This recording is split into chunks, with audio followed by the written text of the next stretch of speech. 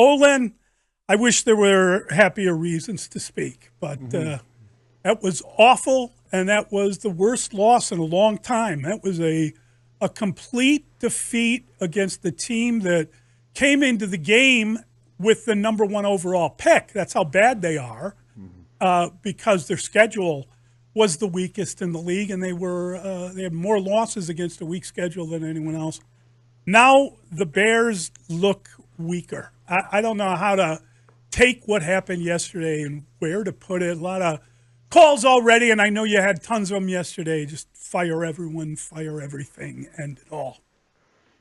Yeah, it's really what happens when you're looking for answers and there are none, right? When you're talking about the Patriots having the first pick, their strength of schedule, but even more than that is when you turn their film on, that's what you saw also, right? When you turned their film on, you saw a team that was really struggling, not a lot of talent in a lot of spots, and a team that the Chicago Bears, we thought going into the game, when you looked at the Chicago Bear roster, when you looked at their coaching staff, they had advantages everywhere, and then they were at home, which gives you a +3 advantage anyway in the betting markets, and the Chicago Bears still came out, and like you're saying, you're looking for answers on the film, because for me, that's what gives you all your answers, right? You don't have to guess when you're looking at film. It tells you exactly what you're looking at when you watch a football team. And when you watch them in Arizona, you really got worried about what you were looking at and the level guys are performing at and the regression, which you expect out of a young quarterback. A little regression mid-season, guys, is normal, right? He gets on film. Things have sped up. People are taking away what he likes to do. Now he's got to make some adjustments. But as far as the offensive line injuries, the defensive line injuries, obviously, I'm sure you guys have talked about. Montez Sweat is not healthy. The Patriots score 10 points at the end of the half, really put that game away. And we were at the pre- and post-game show and said to each other, man, this could end up being a blowout, which was shocking for us. And all of a sudden it did. 19-3 in the NFL is a blowout. So, yes, when you're looking for answers, you don't really know what's going on in the building. You don't really know what they're doing there, whose fault it is, whose fault is that play, why was there 9 sacks, why can't anybody stop Austin Hooper, why is the wide receiver open there, why does Tyreek Stevenson lose discipline on that play by the goal line? But you don't know the answers to those things. Why isn't the offense working? Your first response is to scream, please, fire somebody. So, Olin, if Kevin Warren and or George McCaskey were to call you this morning and offer you more than the $15 an hour they once offered you, maybe double to be a consultant, to ask you where to start, what would you recommend them doing, or the first thing that they would have to do today? It's hard, right? Because football is all about your foundation, right? And it looks like it's crumbling under the Chicago Bears. It's all about things you've built in the offseason, your weight room program, and you get to a point in the season, and if those things weren't right, guys, and something bad happens, your foundation has to save you, right? The things you've leaned on since last March, since last January, February, things that built this football team, it looks like they're not believing in them, and then they got a bunch of injuries to a lot of key guys we talked about yesterday. Who are the only guys they couldn't lose are the guys that they've lost, right? Andrew Billings, Darnell Wright, Montez Sweat is out there fighting through an injury, but he doesn't look like himself, right? DJ Moore, we haven't seen him. Keenan Allen, Caleb's not playing well. So where do you start, right? Where do you begin? And I think you just got to simplify everything, get to the bottom of the problem. I guess what I'm telling you, David, is I don't know. I don't know where they start with this football team, with what they just put on film. The last 2 games, I'd have to sit guys down and I'd have to show them their film. And I'd have to ask them, why on this play are you giving this effort, right? Why do you look like this on the football field after as much money as we've paid you guys to play this football game? What is the problem? I'd have to ask everybody that. I'd have to ask Shane Waldron about his concepts that he's running out there. I'd have to ask them, why is Caleb Williams making so many checks out there? Why is he checking when we're at 2nd and 5? Why is he checking to a play action pass and after 5 or 6 seconds getting dropped for a sack? Why are we doing that to start off the second half, right? Why did you do that? Why did you take that sack? You'd have to ask them questions and try to get them moving in the right direction again. Get them playing good football again. Get them believing again. How do you do that with the same people in the room? What a tough job they got up there this morning at Hallis Hall, looking for answers and looking at each other, getting in a room and trying to figure this out. because the hardest thing to do is to get that team moving in the right direction again when you lost a little belief. But you just gotta. I know it sounds simple, but you gotta execute the simple plays and get first downs and get the ball moving and get the ball in the guy's hands. You saw DJ Moore when he caught the ball. He said, "Get me the effing ball," right? Get me the effing ball. Right there, if I'm on the sideline with the play card, I got my DJ Moore sheet. And I'm like, how do I get this guy the ball? Because they played a lot of cover one. So, Olin, when the offensive line is in trouble, and they're clearly in trouble, they're on backups to backups.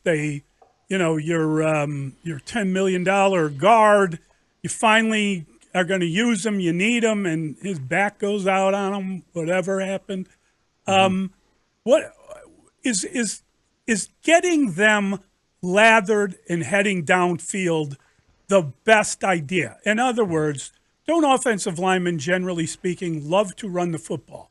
Can't you change your offense to more of a power O type version where you attempt to, take a lot of the decision making away from the quarterback, don't have him sitting back in the pocket too long, and try to run some power offense? Wouldn't that be a way of at least changing what you're doing?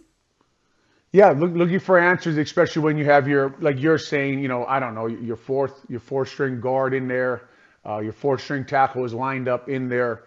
You're looking for answers, and they did. They tried some sprints, and they took sacks on those too, right? And they took sacks late in the game with 2 minutes left. They took 2 or 3 sacks, and they were just looking for answers. Sometimes they got overwhelmed. The Patriots noticed, right? Those guys are smart too. They noticed when you got backups in, and they just started sending blitzes and sending people at Caleb and making him get the ball out quick, which wasn't happening. So yes, run the ball. That's always what you want to do when you have backup offensive linemen in there, especially at home. Run the ball downhill. Be really stubborn with it, right? Really, really stubborn. I'm going to run the ball on first and second down, and maybe even on third down, and we'll see what we'll get. And then move the pocket. Get Caleb outside of the pocket. Some of those things, to be honest with you guys, they tried yesterday. I'm going to be really honest with you guys here. Their offensive line is broken. You guys heard me scream about that for a while, right? Scream about the fact that you could get to this point. You guys have heard me talk about that relentlessly, about the fact that they haven't put enough assets in that offensive line. We're talking about since they drafted Jimbo Covert in 1983. They haven't put enough assets into the Chicago Bears offensive line. One of my biggest frustrations is the fact that you come into Hallis Hall, your former offensive lineman, you've studied the history of this place. When's the last time we drafted an offensive lineman who developed into a football player? You're talking to him, right? So there's a problem, right? That's 1998 we're talking about now. So that's my biggest frustration with what Ryan Poles and Ian Cunningham did, is they came in and they ignored the history of the franchise, of the fact that you were going to get to this point. And they're right, and you're right. You guys are all right about the offensive line struggling. But I will tell you this also. The film tells me that the whole unit is struggling. The receivers, right? Caleb is missing wide open receivers, guys. DJ Moore, he missed. Rome Odunze dropped the ball. They're taking sacks on 6-second play action passes, right? The ball's still not coming out there, right? That is my frustration when I watch this film. I wish I could point to the offensive line and say, man, that is the only problem. Let's get that fixed. That is completely wrong. It's completely wrong after I watched the film this morning. That whole offense is broken, right? And we talked about yesterday. You're moving the ball. All of a sudden, you're on the line of scrimmage quickly, and Caleb's checking the plays. If you ask me, he's checking to the wrong place, right? He threw the ball to DJ Moore on a 33 yesterday on a fake guard tackle counter. He orbit motion. DJ Moore's in the flat. You guys all remember this. Keenan Allen got beat on the block. You got to hand the ball off there. It's a first down. It's a first down. You got to hand the ball off. So the whole offense, guys, the whole offense needs to go back to work. I wish it was just the offensive line. Look, if they can fix the positions that do have the talent, fix those positions, and then I can just say, man, this offensive line is broken, which it is, right? They have a lot of backups in there. But this offense has, as a unit, as play calling, from receivers to quarterbacks to running back.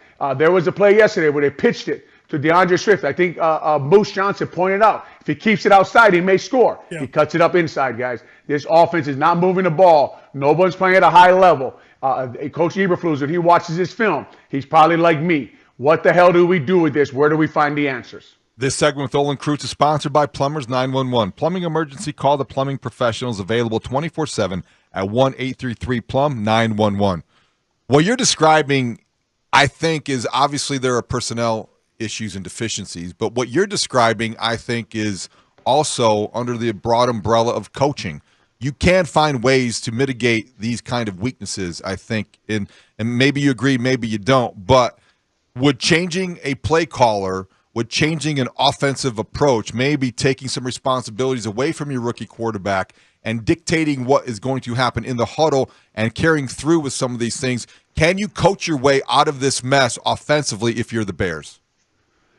Yeah, you like we talked about earlier, what is your foundation, right? What are the things you worked on in March and April? Is the things I would talk to Coach Waldron, Coach Morgan, the offensive staff. I would talk to them about this and ask, how far are we away from that, right? And sometimes this is the problem you get into when you start bringing the players in and asking them what plays do you want to run, what concepts do you like, what things do you guys like, and taking their feedback and just doing that, right? And all of a sudden, we're doing these things. Look, the players, a lot of us know football, right? A lot of us know a lot of football. A lot of us know a lot of concepts. But when we're playing, guys, we don't put in the time that these coaches do. We don't put in the hours, the minutes, studying films, in building, creating concepts, laying down foundations of what we're going to be on offense. And then you turn your offense into that. And all of a sudden, it may work for 1 week or 2 weeks, but you're so far away from the things you built. In, like I said, in March, in April, in May, you become something new, and that's not your foundation. And all of a sudden, your offense looks like this, right? So I would tell Shane Waldron, look, man, if I was Coach Eberflus this morning, I would say, look, you're on your way to getting fired anyway.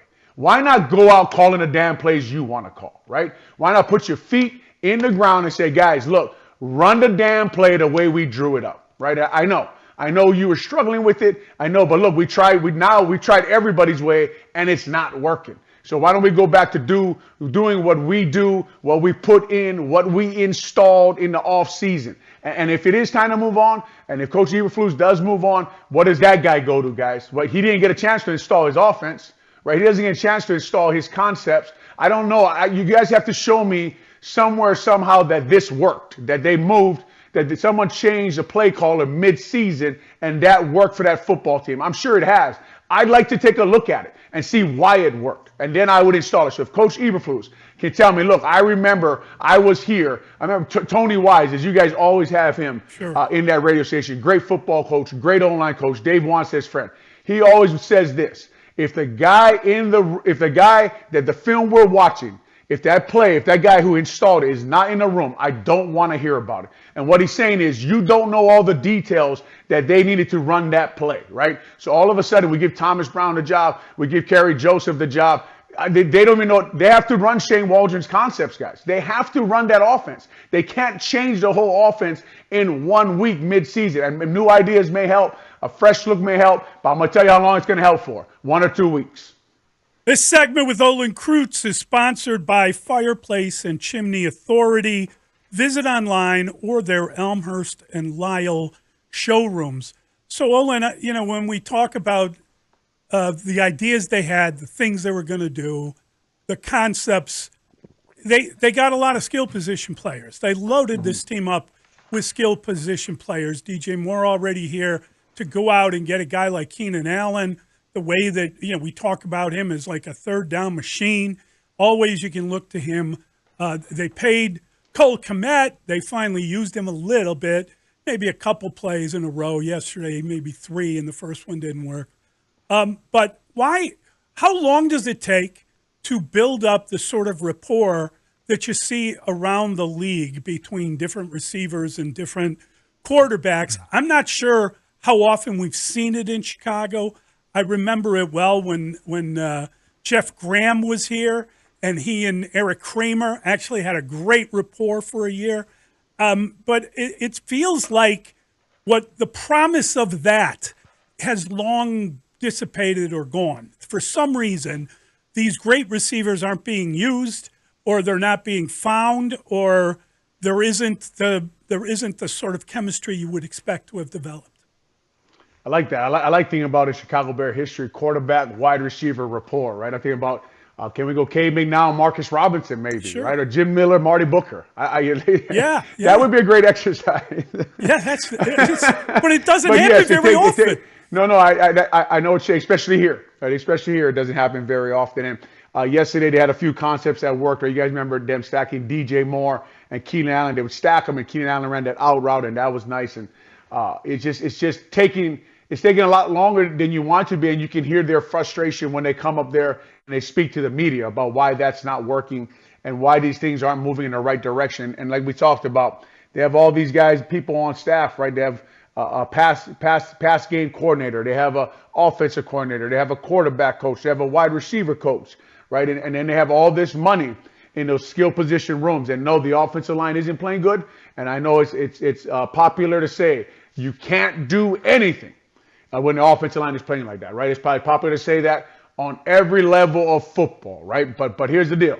You put all that money in those skill position rooms, and then you scream about the offensive line. That's crazy to me, right? It really is crazy to me. We're waiting for somebody where all the money, where all the draft picks are stacked, right? The number 9 pick, the number 1 pick in the draft, 20 million to this receiver, 20 million to that receiver, 10 million to the running back, 10 million to the tight end. It looked to me like yesterday, someone on the sideline told Caleb, hey, why don't you throw it to Cole Kmet? And then he stubbornly just kept throwing it to him, right? That looks to me like someone who's being stubborn and pouting a little bit, to be honest with you, right? Hey, why aren't you hitting Cole Kmet? Why aren't you hitting Cole Kmet? Well, let me just fling the ball at him 3 times in a row, and maybe you guys will be quiet over there on the sideline. That's what it looks like to me when I watch those plays in a row. So, yes, they're not – the offensive line is struggling, but like I told you guys, that's what I'm saying.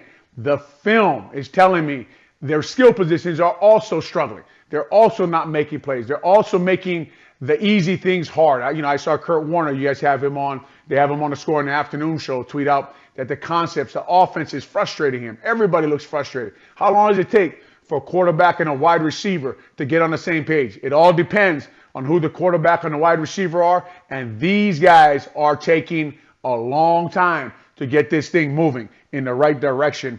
And as you guys can hear, and as you guys are going to do all day this morning, and you have guys on, right now, man, the answers at Hallis Hall, they're like points at Soldier Field. They're buried under the foundation, and they're hard to find. Great stuff, Olin. Great stuff, Olin. Thank you, Appreciate buddy. it, guys. Hang in there. That is Olin Kreutz.